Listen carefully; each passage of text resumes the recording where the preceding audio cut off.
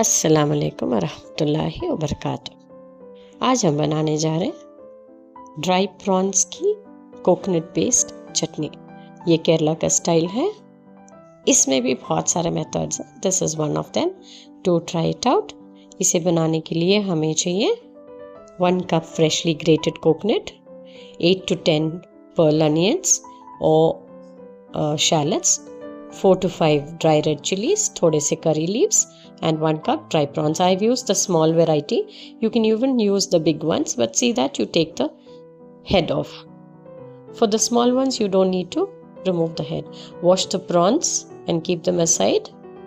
Wash the dry red chilli, onions and the curry leaves as well. Heat a pan.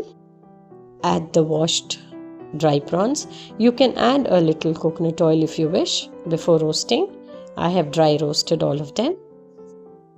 Both ways are equally good.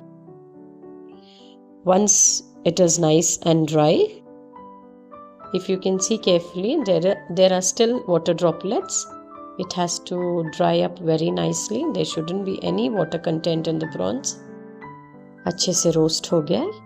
Now I am going to be adding the shallots, dry chilies, curry leaves and the grated coconut.